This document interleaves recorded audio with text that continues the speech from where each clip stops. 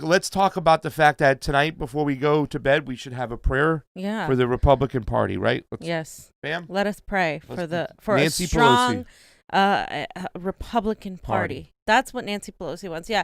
She went on Morning Joe, and he asked her several questions about what she thought about the debate with Donald Trump. And, she was talking a lot of crap. And then eventually she said that she prays for a strong Republican Party because they've been taken by a cult. Hijacked. So, they've been absolutely hijacked, according to her, by a cult. But what Nancy doesn't realize is that we have two Republican parties. Yeah.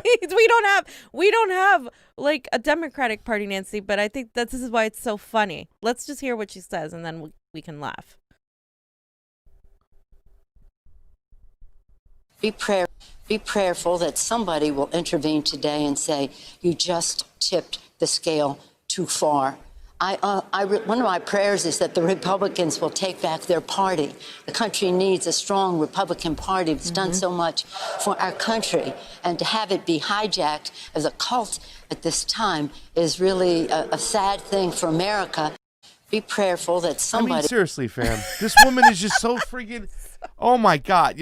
What's a shame is that the cult that's hijacked the Republican Party...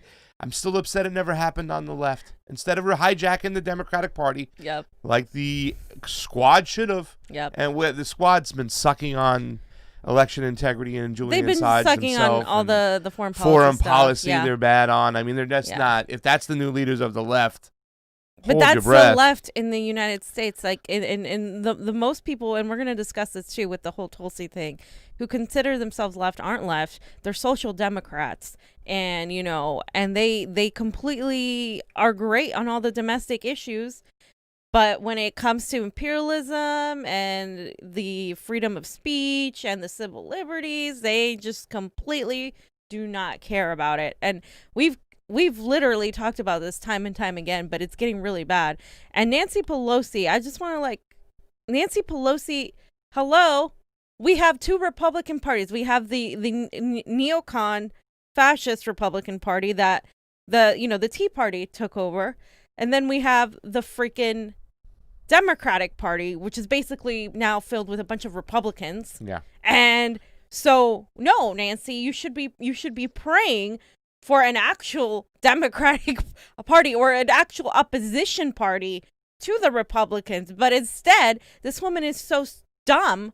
She's just so ignorant that she's praying for a strong Republican Party, because you guys really, you guys are really winning.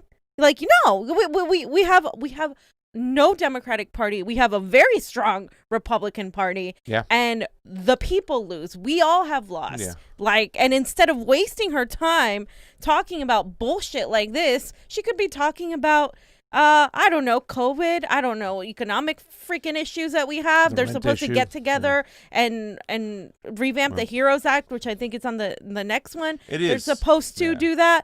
But who has any faith in these people anymore when they keep going on vacation as we're all like, what the hell's going on? Because we haven't even seen the fall yet. The economic issues, especially plaguing California, the way Newsom has handled this is completely disastrous. I literally, half of me was wishing we had a Republican governor because what they've done to these small businesses, and this is where the Democrats fall short. They never talk or address the small business people and the small business community differently than they do the corporations, and they pretend that they care about small businesses. No, you don't. They vote Republican because you don't even address their concerns. Oh, COVID, we have to be safe. Yeah, we have to be safe, but if you're not giving people money, people need to work. So what the hell are you doing? This is she could be talking about any of that. Of that.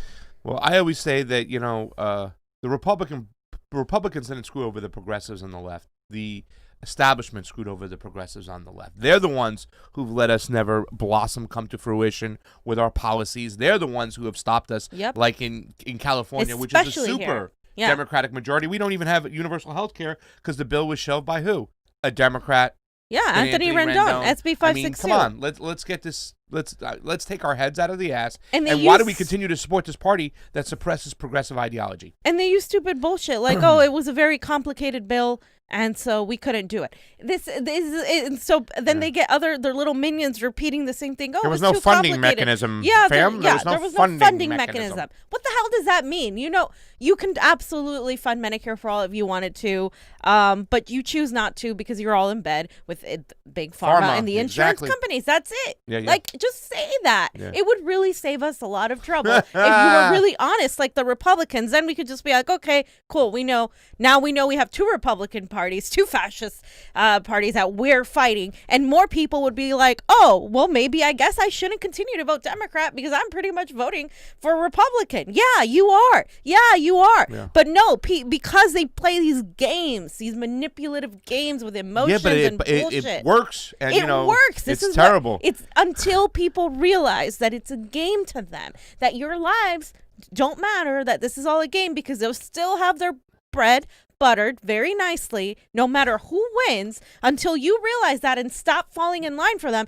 this shit will continue over and over and over again, especially every 4 years. And Medfate, or Medfate, why do progressives claim to love civil rights leaders and not follow their example? Malcolm X would have never voted for Joe Biden. He called him the devil. You know why? Because they're chumps, okay? They put you first, you put them last. I'm not the pig. You're a chump. A chump. And that's what, listen, stop being a chump. Nobody tells you have to vote for Donald Trump, but just don't vote for the establishment anymore. Don't give them the power. If they have to fall to Donald Trump, let them fall to Donald Trump. It'll be better for us in 4 years. Besides, I don't want to sweat 8 years of Biden, but I'm not voting for either one, and you don't have to either. You could just say, stop, I'm not doing it anymore. You did it once before, like I did. Hey, I voted for Hillary Clinton. Worst vote I ever made. I wish I can go back and change it. It was in Florida. But I got pressured. I was told you can't vote for the pussy grabber. So I didn't do it. By the way, there's 18 people on Rokfin. We need 2 more. Yeah, 2 more. Come on, guys. Or else I get angry, and then I'll hurt pasta. We need 300 on YouTube, so share. We need 20 on Rokfin, so share. We love you. Nancy Pelosi, she's talking to Steve Mnuchin. Listen, California has a history, our politicians, with being comfy with Steve Mnuchin. Just ask Kamala Harris, who refused to prosecute him while he was throwing people like our friends Graham Elwood out of their house. And this is why in California we have the Republican Party is substituted by the Democratic Party. This is how it is. Okay, so she said Steve Mnuchin and her are having an extensive conversation and found areas where we are seeking further clarification. Our conversation will continue. The House will be proceeding with our vote tonight on the updated HEROES Act in order to formalize our proffer to Republicans, or I think she meant our offer to Republicans in the negotiations to address the health and economic catastrophe in our country. Okay. So she's going back into closed doors, trying to talk with Mnuchin and whatnot. The Senate has already said they're going to walk away from the whole situation. Senate Republicans, we're not touching your HEROES Act.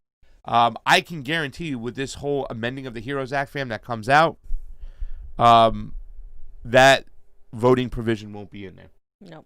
The voting provision, which was also one of the things where the Republicans said right away, because not only just Donald Trump, there was a bunch of Republicans that didn't want to lose their seats to the mail-in ballot situation. So I guarantee you that provision will be off. I heard that there was somewhere around $2 trillion, a lot of money going to the states, whatnot. I don't know how much pork. I don't know why they can't just produce one single bill. Very simple. But right now, the extra money that people are getting are coming from Donald Trump. They're going to remember that as they're going into the voting booth. Donald Trump is giving them money. Gavin Newsom is not. He's not. 21 on Rokfin. Gavin Newsom's not giving us the extra $100. Thank you, guys. 22. Keep it going. Here's what's going on in California. What happened was, in the executive order Donald Trump offered up, he said each person will get $400 a week extra. $100 will come from the state, and the federal government will put $300 money up. He found the loophole in the executive order where he can take the money from FEMA to get it out to people, so the Democrats couldn't stop him because he has control of the funds within FEMA. Right. Okay? So, they were trying to put up their game, puff up their chests. What about the money if we don't have the money? Well, a lot of states are giving just $300 a week, the federal money, because they're not matching the $100 because they say they don't have money. That happened in California. What happened to all the federal funds you got, Gavin Newsom? And I believe people like Maria Estrada were pointing out early the fact that he's giving this money to contractors that are going to blow the money. The money didn't go to you, the worker. The money went to contractors. So a measly extra Developers, $100 a week. The we rich couldn't getting get. richer, the poor getting poor. People are homeless out in the streets more than ever. People are literally daily being like losing their homes, and we already had over 65,000 homeless people. So now it's going to be so much worse. Yeah. You understand? In the state of California, that was pre-COVID. Yeah. Think about what's going to happen after.